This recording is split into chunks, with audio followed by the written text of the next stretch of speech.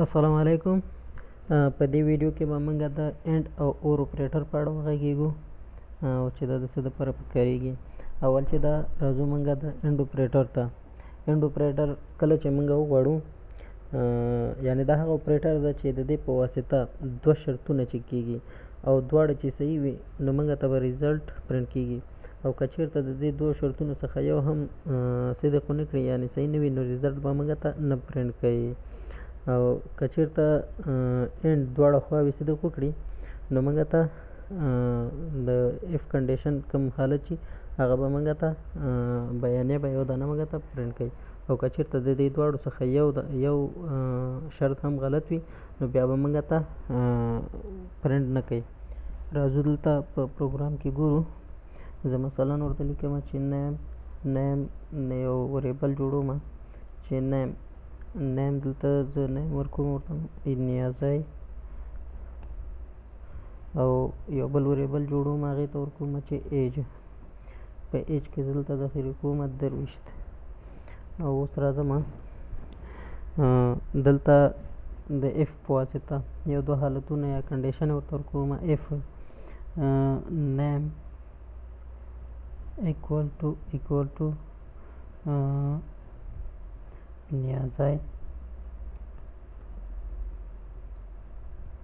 که چېرته نوم مساوي شي د نیازي سره اینډ دا اینډ چې کوم ګورې دا اپریټر ده اینډ ایج equal to ډبل ایکوال ورکوو چې دا د مساوي علامه دغه ورکوي معنا ورکوي. که چېرته موږ ورته ویل که چېرته نوم مساوي د نیازۍ سره وي او ایج مساوي د 23 سره وي نو ته ما ته پرنټ که پرنټ دلته به ولیکم چې you are right. مثلا دا یو ساده میسج ما ورته ولیکه.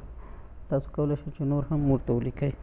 نو هغې نه وروسته که چېرته دا مساوي نه وي ایلز نو په ایلز کې به زه ورته ولیکم چې ایلز پرنټ که ما ته you are wrong. دا ساده میسج ده ما ورته ولیکه. تاسو کولی شئ چې نور شی هم ورته ولیکئ. اوس مثلا دلته نوم چې د نیازۍ د عمر هم 23 ده نو زه راځم لومړی د سیف کوم ټیسټ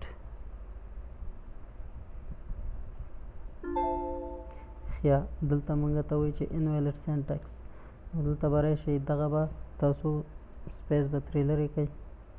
دلته به راشئ دې نه هم سپیس لرې کوئ اوس یې رن کوئ. دلته وګورئ یو آر رایټ. نو راځو دلته دغلته دا کوم سنټنس کې چې ایرر راغلی و مخکې ویډیو کې هم ما تاسو ته ویلي و دلته د اف کوم بلاک چې ده دا دلته ختمیږي. دلته موږ بیا د اف پسې بل بلاک چې شروع کوو نو دا باید په اف کې شامل وي. که چېرته اف کې شامل نه وي او بل کنډیشن لیکو هغه باید چې موږ بیرته دا سپیس نه لرې کړو او دلته د اف بلاک نه لاندې بل بلاک ورته جوړ کړو. او که چېرته موږ دلته سپیس ورکړو دا معنا لري چې موږ د اف په بلاک کې بل بلاک جوړو. موږ باید د ایلز بلاک د اف نه بیل کړو نو دا مسافه باید چې یا د فاصله باید د دې څخه لرې کړو. نو مثلا زه غواړم اوس دغه عمر چې کوم ده دلته 23 ده دغه 23 زه 22 کومه نو دا به اوس ما ته وایي چې یو آر رانګ. پروګرام به سیف کړو رن به کړو یو آر رانګ. نو په دې کې زما اصل کې مطلب دا و چې زه تاسو ته وښیم چې موږ اف او ایلز څنګه کارو. نو په دې ډول سره موږ ایلز او اف کارو. نو اوس راځو که چېرته موږ وغواړو د اور څخه استفاده وکړو.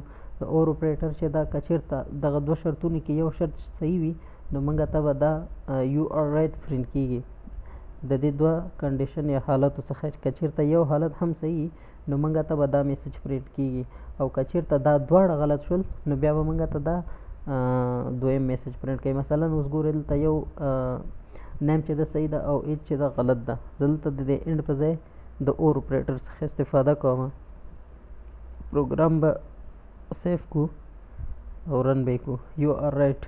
ګورئ دلته ماته یو آر رایټ همدا لومړی میسج یې راکړ ځکه دلته ما ورته ویلې که چېرته نیم مساوي د ده سره وي او یا هم اور یا هم ایج مساوي د دې سره وي. ایج خو غلط د ایج مساوي نه ده، دلته دا یو کنډیشن صحیح ده. نو د دې په خاطر ماته دا میسج پرنټ کوي.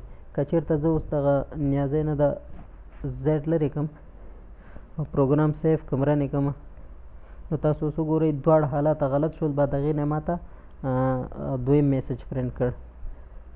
نو په دې ډول سره تاسو کولی شئ د اف ایل څخه او په اف کې دوه کنډیشنې تاسو استفاده کوئ او کار ترې واخلئ.